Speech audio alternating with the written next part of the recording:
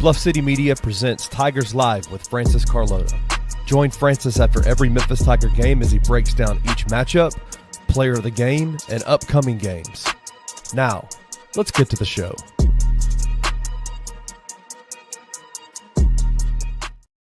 What's going on, Tigers fans? It's going to be a late one tonight. So just I want to clear up kind of some programming stuff that's going to go on tonight on BCM. Right now we're doing the Tigers Live postgame show. The Grizzlies and the Tigers are playing at the exact same time. The Grizzlies are right now, it is 86-84 with 3 minutes left in the third quarter.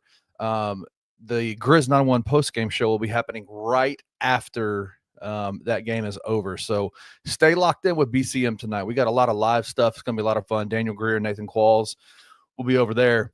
But man, we had a fun game tonight. Kind of a trap game a lot of times for the Tigers, going down to New Orleans, playing Tulane. They pulled out the victory. Memphis won 68-56.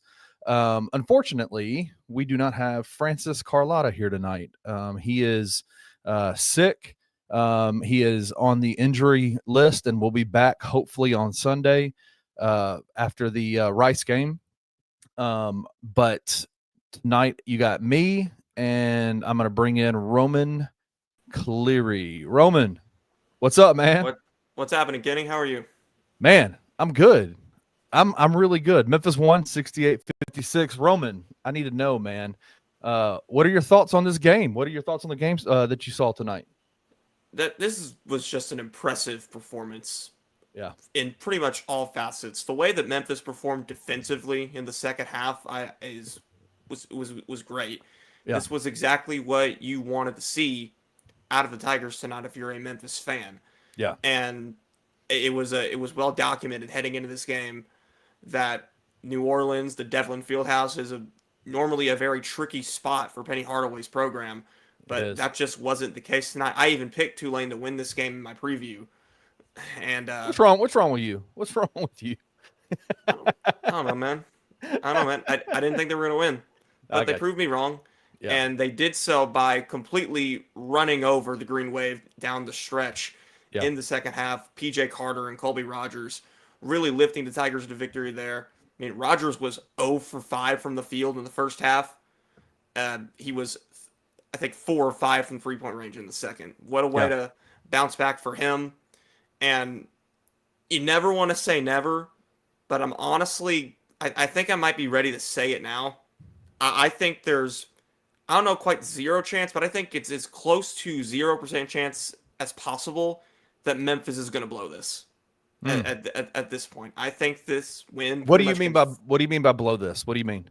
Like, fall apart in conference play, miss the tournament somehow. I think with this win, there's probably as close to 0% chance as possible. Yeah, sure, they still have a lot of quad 3 and 4 games to get through, but this was by far the most dangerous one left, for sure. Yeah. And again, still got a long way to go, and so you never want to say never, but I think the way that they controlled this one after Tulane went on their run in the first half was something that we haven't seen a lot of Penny teams do before. Just, being able to settle things down in the waning moments and really taking this game running away. We just have not seen that a ton throughout Penny's tenure, and we haven't really seen it a ton throughout this season even. But it seems like the win over UAB has kind of bolstered Memphis back to where it needs to be, kind of got them out of their funk that they were experiencing towards the start of AAC play. Right. They went to New Orleans. They took care of business just like they were supposed to. And I really think they've turned a new leaf here. Yeah. So kind of give us, in your preview, you talked a little bit about the history of Memphis going to Tulane. The last time Memphis went to Tulane and won a game was, let's remember, it was the season, was it the 20 season? It was December 16th, 2020. Right. It was literally during the COVID year. I believe it was DeAndre Williams' first game as a Tiger. Right. Musa Cisse was a freshman. Yeah. So that's honestly kind of a landmark game in a lot of ways. Yeah. But I just remember I've told this story numerous times. It was crazy. the DeAndre was being held out because of eligibility stuff that was coming from not any of the colleges, but from his prep school situation that he had when he was in Houston. And same stuff that ultimately cost him another year of eligibility last season. Right. So it was this Penny was talking about this 20 team, and he was saying DeAndre Williams is the guy. He's the guy. I remember in every press conference we were talking about DeAndre Williams, how great he is. And then the night, like I think it was a few hours before that Tulane game in New Orleans, the NCAA makes a broad change in the rules and says all eligibility is everybody can play. If you have any eligibility issues, everybody can play. And so DeAndre got out there. He was the first one off the bench. And it was like a lightning bolt in the season. It was like a lightning bolt for that team, a lightning bolt for that season, and it just blew up for the Tigers. Like just the energy level, and that was our introduction to DeAndre Williams. And so that game for Tiger fans, if you remember that was the last time Memphis has gone to Tulane and won. And so these kind of games are games that are trap games, are landmine games where you have a history of not going and performing well in those environments, and then just kind of losing the rope, like letting go of the rope and not playing at your best ability and losing those games ultimately, even though the Tigers, every time they've played Tulane, has been the better team. But in that moment, in that game, I've not been able to, control it. And so this was the way that they systematically went about beating down Tulane tonight was as impressive as anything I've seen the Tigers do this year. Now, that's a strong statement, but I'm firmly stepping on that. I think that's true. Yeah, especially after, again, we saw Tulane go on their typical little run that they have against Memphis in these games. Rowan Brumbaugh was hitting three-pointers all over the place. Ron Hunter, the energy was going through the building. That 6-0 run that they had towards the end of the first half where they went up 26-20, that's when you're like, oh no, this is happening again to Memphis, isn't it? But then I think I kind of knew that Memphis had them right after they responded with that 9-0 run to end the first half. Yeah. Because ending the first half. In any of these past few years at Tulane, Memphis had never responded with something like that. They would typically they would just trade buckets back and forth. Right. But Tulane would eventually win by 4. There was never really a point in any of those previous games where Memphis just went on a big run like that. But the fact that they were able to kind of generate that to end the first half, Haggerty with that buzzer-beating layup to end the period, that is when I think that was the first indication of this is not like any of those other Tulane games. There were some similarities there. But it's not quite like the other Tulane games in New Orleans that we've seen in the past. And then the second half only further confirmed that. Even the environment was different. I said this in the Discord during the game. I've watched a lot of Tulane this year. I've every time I can turn on TV and see an American game, I just try to see, because I want to see what these guys are doing out there. And I've watched quite a few of the Tulane games, and I'll be frank with you, man. Like, I have never seen whatever that arena is called. I have never seen that place filled up. Even King Meeks was talking about they had them glow sticks out there. I mean, the students showed up. Yeah, like the freaking Generation X with the green glow sticks. I want to reiterate, I think, and reaffirm this idea that when the Tigers go on the road, especially in the AAC conference, it is literally the Super Bowl for that team that they're playing against. Yeah, undoubtedly. That environment felt normal to Tiger fans. What they saw out there, that the loudness, student section, the all the glow sticks, all that kind of stuff, that is nowhere near what Tulane has had. And so just even going into that environment where there was energy that's not usually there, there's fans that are never there, there's student sections that's never there, glow sticks and lights and everything. The Tigers went in and handled business really, really well tonight. Yeah, no, definitely for sure. I mean, it's just to kind of rehash again, they just went in there, took care of business, right? In pretty much every single facet. I mean, Dain Dainja came out, second game starting in a row, was utterly impressive. Rogers and Carter stepping up big time. But one thing that I think we kind of have to take note of here is Memphis was able to do this without a big scoring night from PJ Haggerty, without a big scoring night from Tyrese Hunter. Yeah. Again, this was still, Tulane is still not a great game and not a great team, but this was still one of their tougher games in the AAC probably remaining. Yeah. And the fact that they're able to win this as decisively as they did without a big night from either their lead horses, I think is a pretty considerable there.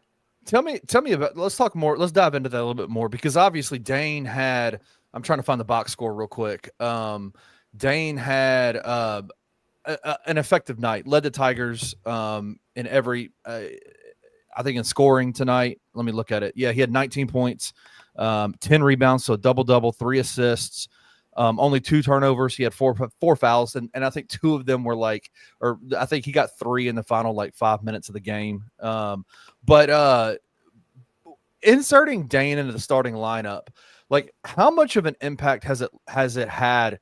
It started obviously in the UAB game, going into the Tulane game. Penny has very clearly said that Dain will be starting moving forward. Inserting Dain in the starting lineup and him being as effective as he has been and will probably continue to be during this AAC, because I just genuinely don't think there's a big in the conference that can handle him. What does that do to this Tigers team? What ultimately, how does it change the Tigers team in the way they run offense game to game, but also even in their ceiling as a team? Well, for anyone who's been tuning into the show after every Tigers game for the past 2 months, right, you and I have both been pretty aggressively advocating for Dain Dainja to be moved into the starting lineup. And the main reason for it, at least for me, was that I felt like adding his dimension of post scoring to start the game can help Memphis avoid a lot of the slow starts they've been having offensively throughout the entire season. And that has definitely been the most noticeable impact to me. It's had the exact effect that I anticipated. You're just not seeing Memphis going the first 5 minutes of the game without scoring a field goal anymore. That's just not happening, because before, if Memphis wasn't getting anything from the perimeter to start games, they just weren't going to score until Dain Dainja got in there. Yeah. Now that Dainja's in there to start the game, you're not having those issues anymore. Memphis started out this game on a 6-0 run. Sure, Tulane quickly responded, and it became kind of a back-and-forth affair for a good bit after that. But the fact that Memphis was able to get out to a fast start for the second game in a row, largely thanks to Dain Dainja's presence, I think goes to show the impact of starting him has overall. And again, I think it took Penny a bit too long to do it, but the fact is that he did it, and it's paying dividends for sure. Yeah, I think obviously all you can say is, hey, good job on making that decision. But the fact that they said it multiple times in the broadcast tonight that Penny told them that he's been thinking about doing it for a month, and I'm like, he told us too on the UAB game. He was thinking about it for 2 months. Yeah, I was like, for 2 months. I was like, yeah, that's hey, be quicker, be quicker. I wanted to. I think for me, what I've seen, what I like about what the Tigers have done with adding Dain and what he brings to the team, is his ability to keep a consistent game plan, right? Like there is a level of consistency that he brings to the game plan that no matter what is happening, no matter what the other team is doing, no matter the 6-0 run that Tulane went on in the first half, there is no deviation. Dain being out there and being effective and being, big out there allows them to continue to take the game plan that they have in place at the start of the game and just continue down that path. How many times in past Tiger years have we seen slight adversity, a little bit of this, a little bit of that? I'm a former big man. I used to play in the paint a lot. And one of the things that used to drive me crazy about guards is that whenever a lot of times guards have this ability or have this mindset of, when things start to go poorly, let me individually take over this game, right? And let me create shots for myself. Let me, face somebody up and dribble past them and get open shots and take threes and all that kind of stuff. And those kinds of shots, if you play ball, you understand those kinds of shots work better in the flow of an offense, not off ISO, right? Not off an isolation type of play.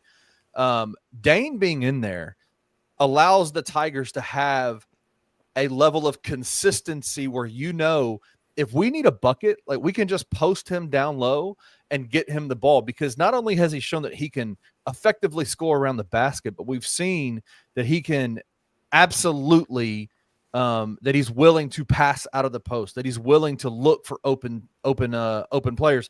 No better example of that than the pass to Tyrese Hunter on the baseline in the second half. That pass from the post to the cutter from the dunker's lane where Tyrese was one of the most beautiful. If you're watching on TV, you saw it happening, but the fact that in real time, in the heat of the game, he saw that, that him being out there and being able to do those kinds of make those kinds of plays, just provides a level of I guess calmness and consistency for this Tigers team that Penny has been sorely lacking, I think. Yeah, Dain is what you call a true college big man, and because he has that skill set, he has the ability to be kind of a natural stabilizer for Memphis that hasn't really had before. It's had more talented bigs, obviously, from James Wiseman to Precious Achiuwa to Jalen Duren to DeAndre Williams, but those guys all thrive in more so controlled chaos, right? Type of environments, type of games, and you can obviously win that way for Memphis. Memphis has done a lot of winning in that way over the past few years, but it's just not as clean as you would want it to be in a lot of circumstances. And playing unclean basketball against Ron Hunter, as we've seen, has gotten Memphis into trouble more often than not.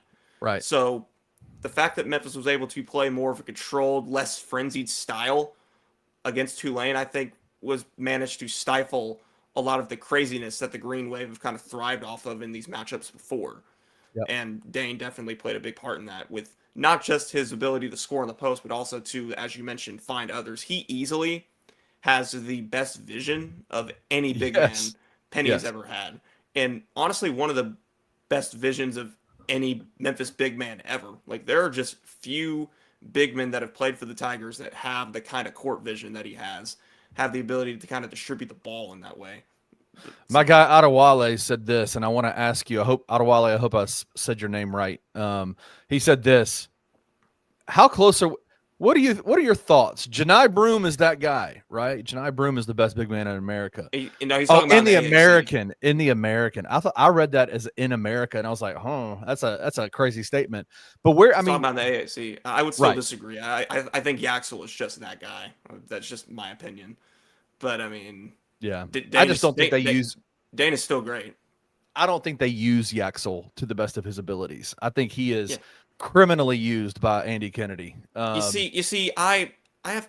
You mean on one hand you're probably right, but on the other hand, UAB has nobody else. They have no one else, so they have to run everything through him. So I think it's not really Andy Kennedy, just like deliberately not using Yaxel in the best way. It's just he has to use him on the perimeter more out of necessity, because without Eric Gaines, they got no one else to initiate anything they do offensively. That's true. Obviously, we have we're talking a lot about Dain, and Dain played an incredible game. But I think, and I hope you're in agreement with me, I think we need to talk player of the game. I'm giving my player of the game to PJ Carter. Me too. Yes. Dain is consistent. We know what Dain can do. Dain was dominant. Dain did what he did down there. He changed, or he kept the flow of the game the way that it needed to be tonight. Obviously, it was an off game for and I wouldn't even say an off game. I guess you could say that. PJ Haggerty and Tyrese Hunter, 3 for 11 for PJ Haggerty, 0 for 3 from the three-point line, only got to the free throw line 2 times, which was crazy because there were 0 foul shots in the first half. Yeah, no. Have you ever seen that? No free throws in a single half. Never. Yeah, no. That was quite remarkable. Unbelievable stuff. They made up for it in the second half. I mean, they definitely made up for it in the second half. But still, they didn't shoot that many free throws in the second half, though.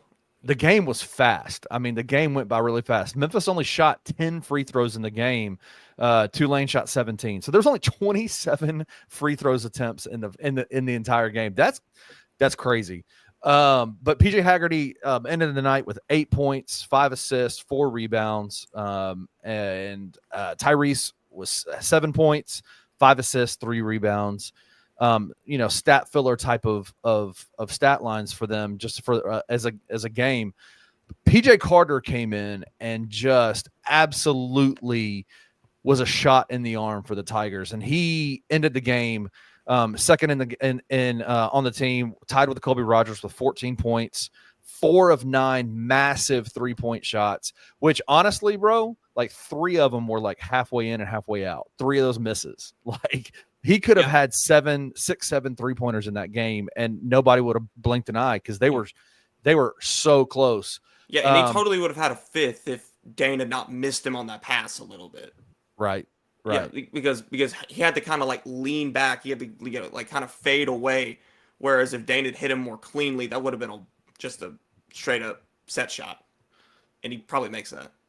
PJ Carter absolutely came in and was a shot of life for this Tigers team. Obviously, there's always been kind of concerns and questions about the depth of this team. And, without their big guns, without Tyrese and PJ and Dain doing what they can do, what can the Tigers do? Well, PJ Carter has proven himself over the last I think he's done it consistently throughout the year, been a shot in the arm when he's played. But especially these last 2 games. Especially these last 2. Oh no. Looks like Kenny has gone out here. Perhaps I know that there's been some storms in the Memphis area tonight. Hopefully this is not a power issue because that would not be ideal. But anyway, going back to PJ Carter, what stood out to me the most about this performance for him was just how timely things were for his shot makes, honestly. Because you saw multiple instances of Carter, pulling Memphis out of the rats that Tulane had put them in. There were multiple scenarios where Tulane could have kind of pulled ahead and where Memphis could have let go of the rope, as we've talked about before, as they've done before in these previous games against Tulane.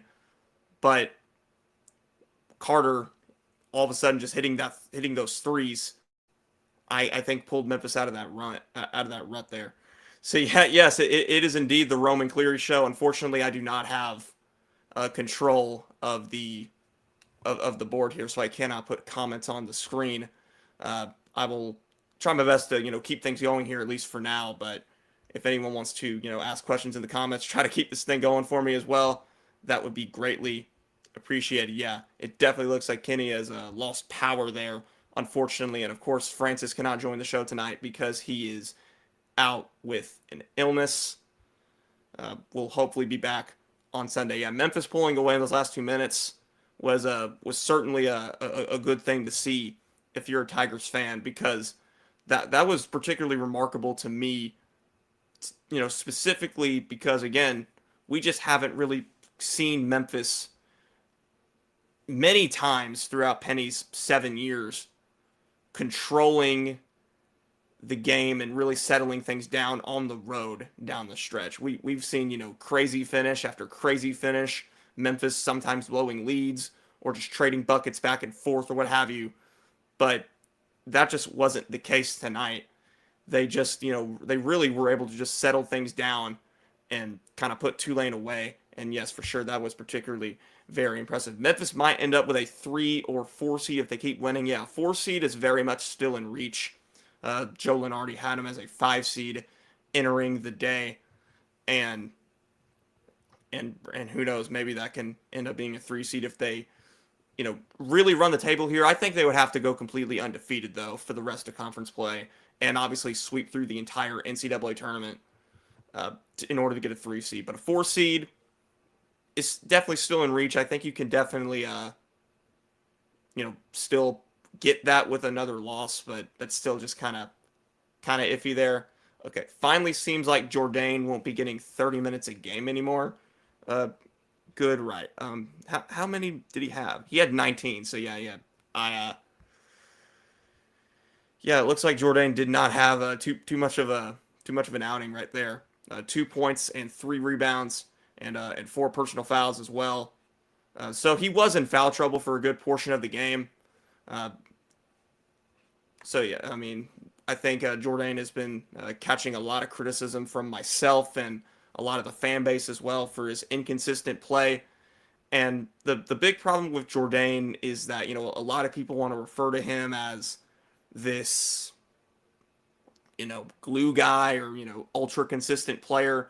And that's not to say that Nick Jourdain isn't a good player or that he can't be a valuable player at times. But glue guys simply don't make the mistakes that we see Nick Jourdain make on a consistent basis.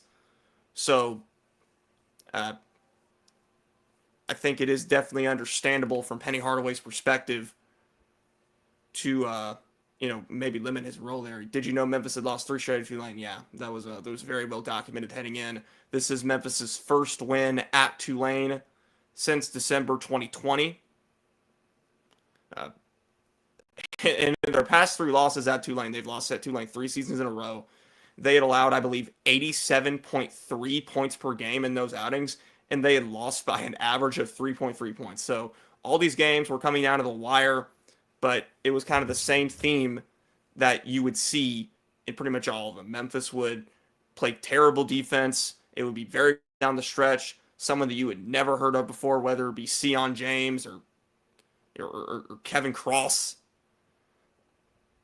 or Colby King or whoever it is, you would see someone that you had never really heard of before go off in these games, and Memphis would, fall short down the stretch and catch a bad loss. But obviously not the case here tonight. Rowan Brumbaugh catching fire in the first half, but he very much cooled down in the second. He scored 6 points, but all those came at the free throw line. He didn't score a single field goal in the second half. Jourdain really shouldn't be starting. Play Cisse with Dainja with the 3-guard lineup. I don't know if you want to start Cisse and Dainja at the same time. That just seems like a bit too big and not enough mobility for me. I will say before Colby Rogers kind of fired up, caught fire down the stretch, I was kind of on the verge of saying, maybe we should have the conversation with starting PJ Carter, but I think what Rogers did down the stretch, he is definitely still proving his worth here tonight. I knew Tulane wasn't getting a lot of points tonight because they weren't making shots. Yeah, no, they definitely did not shoot the ball very well from the floor, just 36% from the field and a whopping 17% from 3. And if I'm not mistaken, all 4 of those 3-pointers came in the first half. Rowan Brumbaugh had 3 of those. So, yeah, no, Tulane was quite horrible from a shooting perspective here tonight.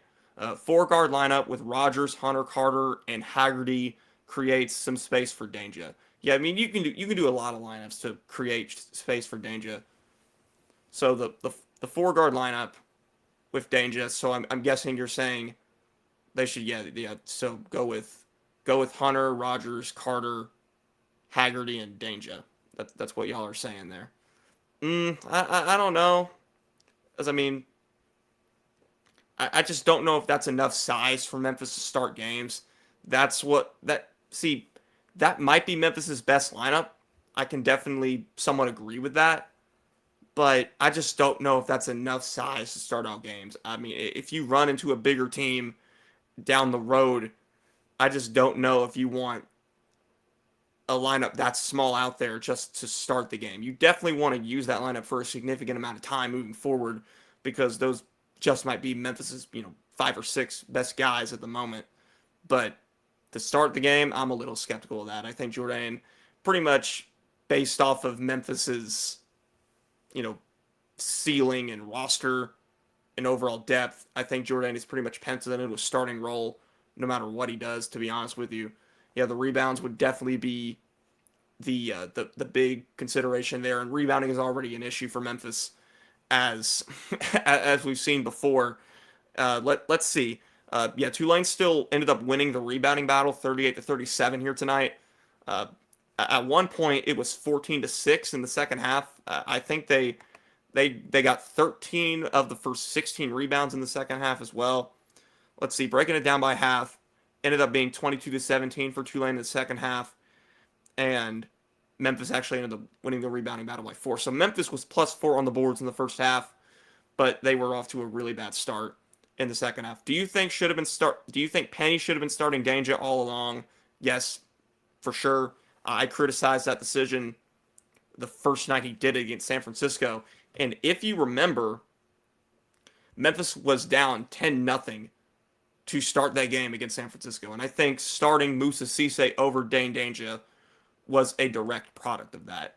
Now, that's not to say that Cisse didn't have his moments as a starter, but ultimately the slow starts on offense were they just came far too often, and it ultimately got Memphis into trouble way too many times. And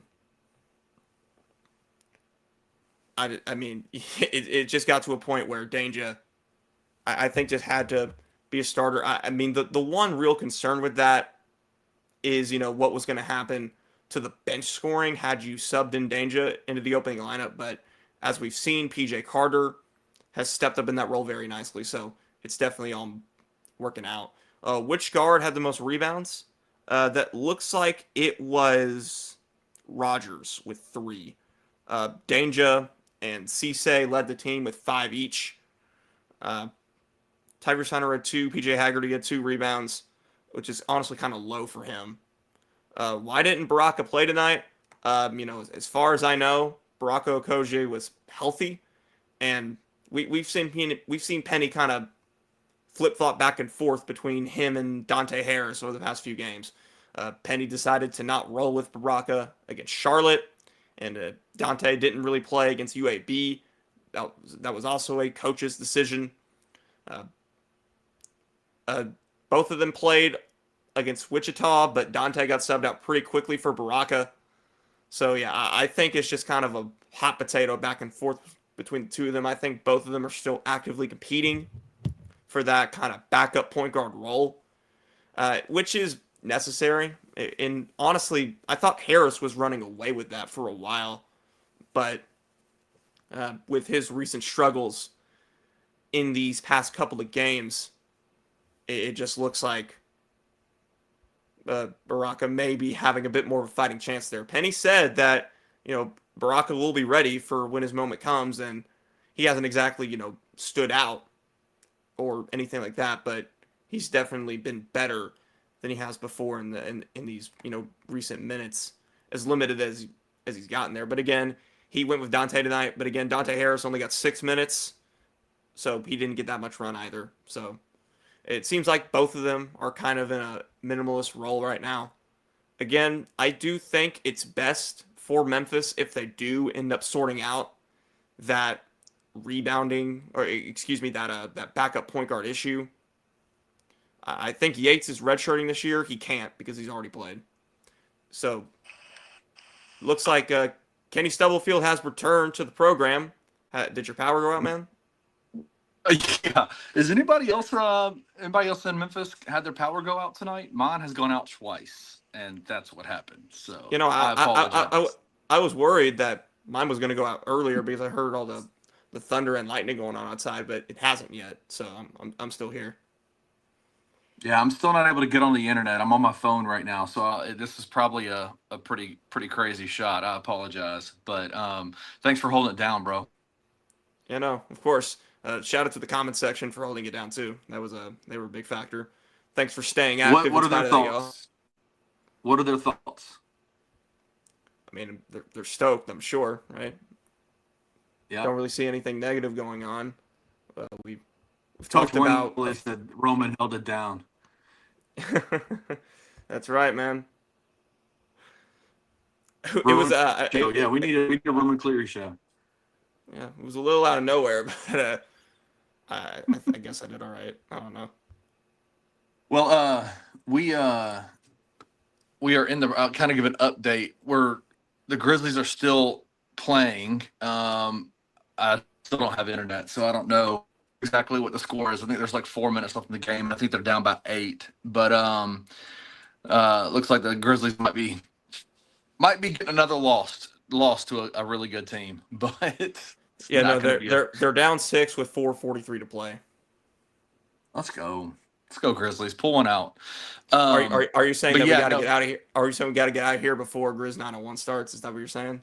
Yeah, we'll get out of here we'll get out of here soon. But I want to get out of here before the Grizz 901 post game show starts. Y'all go harass Daniel in the post game show.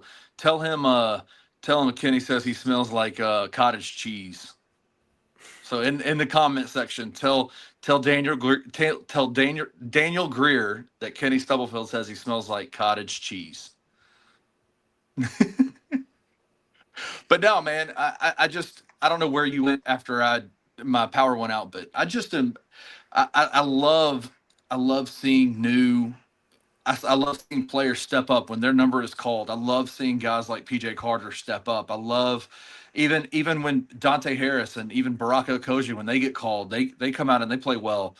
And I think a really good development for this team is that they have multiple guys they can count on now. I think you can count on PJ Carter to do this game in and game out. His shot is consistent, and I'm impressed with what PJ did me. So yeah, no. At the end of the day, no matter who you're playing, shooting translates. It just does. No matter who you're playing, no matter what team you're playing on, shooting and hustle and effort, that translates, and that's definitely what we saw with PJ Carter tonight. We haven't exactly gotten to moment of the game yet, but if we want to move to that now. I do think it's a good time to do that because the moment of the game for me was Carter missing that 3-pointer and then getting the offensive rebound, putting it back up, and then on the other end taking the charge. That was the moment when that happened. The moment of the sequence of the game, that was definitely it. Carter missing the 3, getting his own rebound, putting it back, and then getting the charge on the other end. Absolutely. Yeah, no, I definitely think that was when that happened. I was like, well, that's going to be the moment of the game because it totally shifted the momentum, right? Like it especially on the defensive end when you take a hit like that. And what's funny is Gary, is it Glenn? How do you say it? What's his first name? Greg Glenn. Greg Glenn. That's his with move. 2 G's at the end as well. PJ. Yeah, he did it to PJ. He did that to Carter, PJ. He would be a frustrating player to root for. With the way that he, I guess, envisions himself. Does he envision himself as a stretch 4 that can take people off the dribble? Because that dude did that. That was his game, and he literally would just try to bully people to the lane, and PJ Carter standing in like that and taking that charge was a massive momentum shift. And that was definitely for me, on top of the fact that he had hit the 3-pointer, gotten the offensive rebound, and then took that charge. That was definitely the moment of the game, and swung the momentum big time.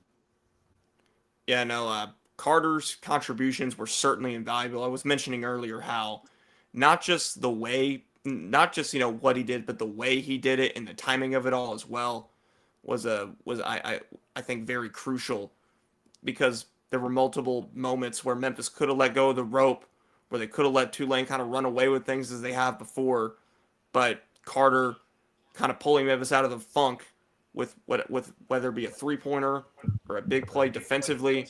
It just seems like Carter was definitely there for Memphis at the right time more often than not. Absolutely. I'm back. I got internet back. Sweet. Yeah, no, absolutely. Chicken Unicorn, man, I've never seen Chicken Unicorn in here before. Thank you for joining us. I see Daniel Greer in here. Join us at Grizz 901. He smells of rich mahogany.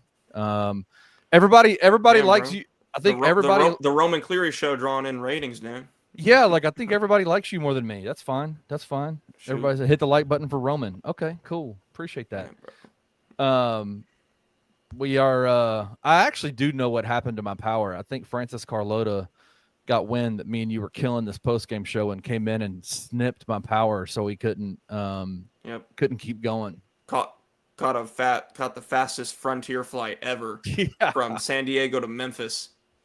Zoomed over to your house in like 3 seconds and cut off your power grid. That's right. Chicken Unicorn, thanks for joining us. At the end of the first half, we knew it was over. Maybe I wouldn't necessarily say that. I do think what I knew was that This one was team different. wasn't. This one was different. This game was different. This game was different. We did, I think, figure that out with the run there. Yeah, I mean, definitely being able to lock in on defense and then obviously get a spurt of points, like 9 points like that, being down 26-20 and then leading going into the half 29-26. That to me was what I considered to be where I just was like, wow, that shows a difference in how this team is responding in tough environments. Like Tulane is not a good basketball team, but Tulane and New Orleans provided a unique and different atmosphere. I did want to ask you, they talked a lot, and it must have come from the University of Memphis. When in their conversations with them, they talked a lot about some of the mind games that Tulane was trying to play throughout the year, and even up until these last couple of last week. Apparently, Ron Hunter said some things in December talking about. No disrespect to Memphis, but Florida State is the best team we played all year. No disrespect to Memphis, but UAB is the most talented team in the AAC.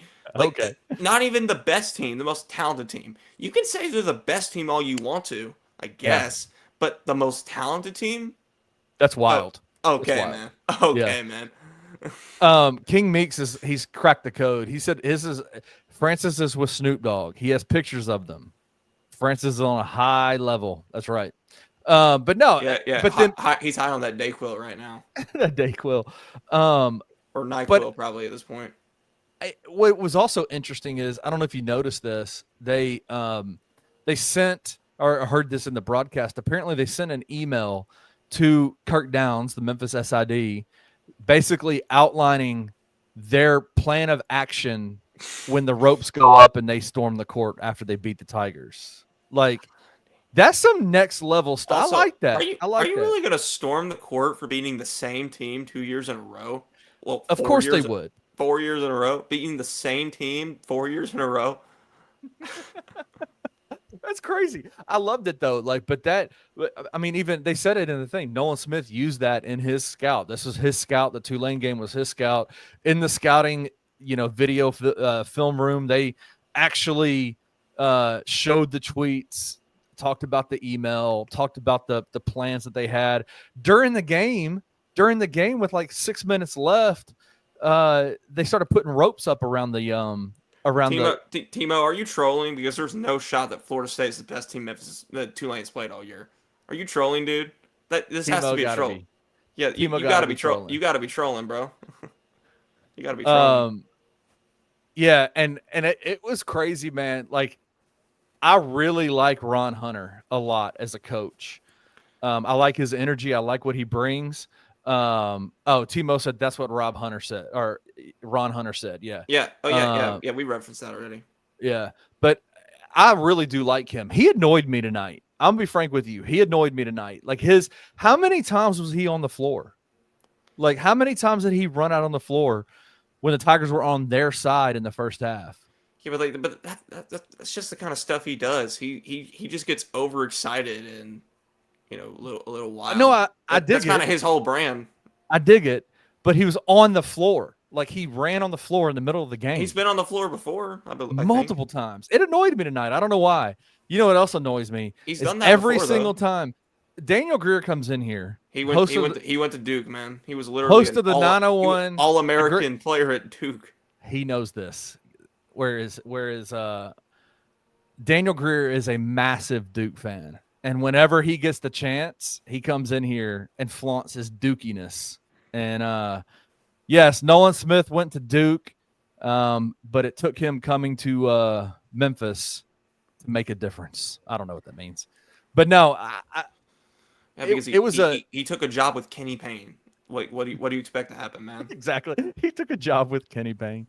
But no, that it was definitely, the environment was intense in there. Like, you could tell it was a clear, like they really put a lot of effort into trying to, create an environment that would, rattle the Tigers. And that was a really good sign, Let's look at the next, let's look at what's coming up next for the Tigers. They're playing Rice. They're going to win. They're playing Rice on Sunday. Rice is not good. No.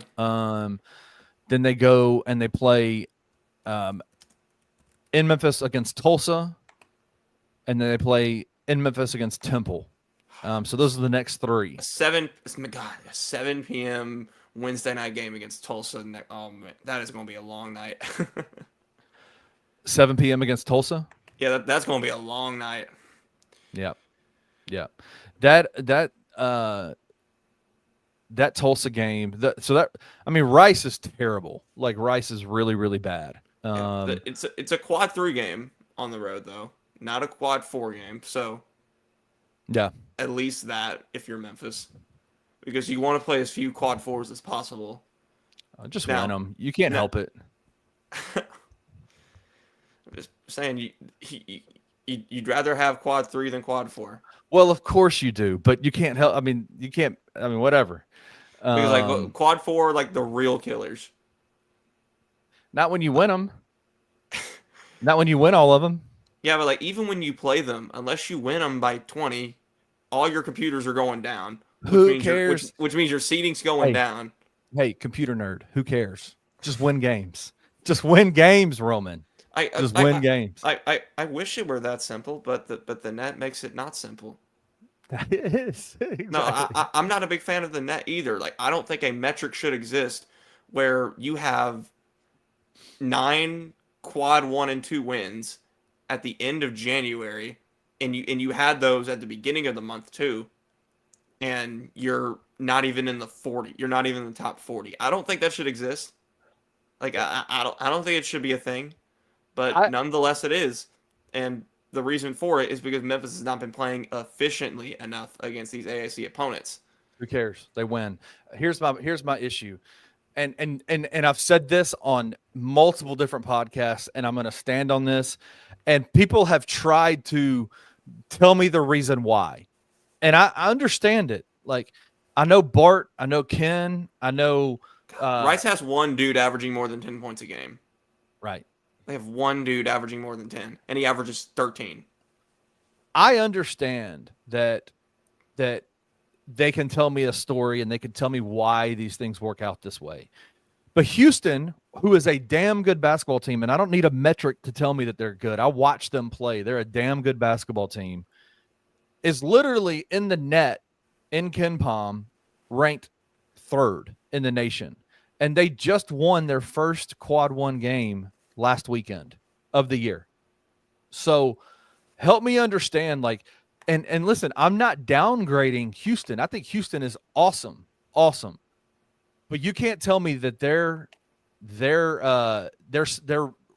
record and their strength of schedule and their all those kinds of things, their quad 1, 2, 3s, and 4s, their records in those quads, Memphis has just as good of a record. But yet they have 5 times, 6 times, 7 times as many quad 1 wins. And yet Houston is 3rd using the same algorithm and equation that has Memphis at 40. Houston is 3rd. And I know for a fact, Houston fans can sit here and tell me why. You can tell me why because you're a computer nerd. You can tell me why, but it doesn't make any sense to me. I don't care. I don't even know how to code. What? You are a computer nerd. I know you love it. I don't know how to code though. Like I don't even know how to code. So you can tell me why, but I don't care. They're only up 2 spots in KenPom. They're up from 40 to 38 after tonight's win, and they didn't move up a single spot in Bartorvik. They're still 47th. Whatever. I could care less. I'm just saying when it could be the reason Memphis ends up as like a 7 seed instead of a 4 seed or something. So whatever. They'll be the best 7th seed in the history of the world. Okay. Memphis can beat Houston on a neutral site. What do you think? Can they beat Houston on a neutral site? I think they can beat almost any team on a neutral site. I think they could beat anybody on a neutral site. Maybe besides Auburn. Yeah, we'll see. Yeah. Coding is easy, Roman. You should learn how to code. Oh, Yeah, let's have that conversation. Timo comes in and says, I take a 6 seed over a 4 or 5 seed, to be honest with you. Where would you like to ultimately have you I know we're in the midst of the season, so we haven't really had a whole lot of time to think about this.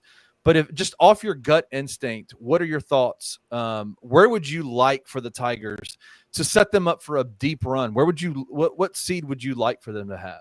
Yeah, I don't think they're set up. As long as they avoid the 8-9, I think they have a chance to go to the second weekend. I'll be honest. I think they can beat a 2 seed. They can beat a 3 seed. They can beat a 4. They can beat a 5. Putting them up against a 1 seed in the second game is just not favorable. Nobody wants that for anybody.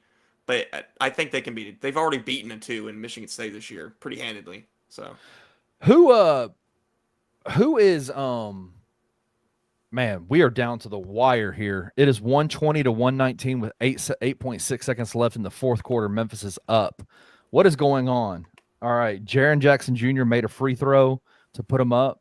He made 2 free throws. Yes. Okay. We're about to close this down so we can get to Grizz 901 in a second. But yeah, I think I know that it would be ideal to be like, hey, a 4 seed, 3 seed, whatever. But I do agree with you. I do think if you can get into that 6 or 7 seed, it kind of lets you fly under the radar, right? Honestly, if I'm Memphis, I am happy with anything better than an 8-9. Yeah. If I'm Memphis, as long as you avoid the 8-9. Yeah, you have a chance. What happens if let me ask you this. What happens if Memphis wins out? Let's just say somehow they win out. They have 1 loss. Then we might be talking 3 seed. Okay, if they win out and they have 1 loss, we're talking 3 seed, even if they go into the AAC tournament and lose in the first round. Oh, I thought you meant like win out like everything. Well, yes. No. They can't get a 3 seed probably unless they win out everything. Regular season, AAC tournament, all that. Okay. Probably. Yeah. I mean, I'm not a bracketologist, but I would assume that they probably can't get a 3 unless they win out like literally everything, and even then it's not a given. Yeah, Timo agrees with you. They have to win out to get a 3. What coming into the season, what were your goals for this team this year? Like, what were you wanting to see happen? Well, I mean, if I'm Memphis, the only goals that I had heading into the year were, to win the AAC regular season and get back to the tournament. I think those were the 2 main goals that you had heading into the year based off of what happened last year. Now, of course, if you want things, if you're the Tigers, to fall your way and get to the second weekend, but to me, that would just be an added bonus. The main goals were to win the regular season, get back to the tournament. Now, obviously, that dynamic has shifted a little bit based off of what we know that this team is capable of. But yeah, the goals heading into the year were definitely get back to the tournament, win the AAC regular season, and all right, tournament. Grizz won. They got to stop on the final buzzer. Grizz 901 postgame show is starting right now. Go and check that out. Thank you for joining us. Tigers win. Tigers beat the Tulane Green Wave 68-56. They are doing well. Y'all go have fun with Daniel. He smells like cottage cheese. We'll see y'all later. Thank you for listening to this episode of Tigers Live. If you enjoyed this episode, like and subscribe to Bluff City Media's YouTube page. For comprehensive coverage of all things Memphis sports, head over to www.bluffcitymedia.co and find out how you can become an insider. We will see you back here next time.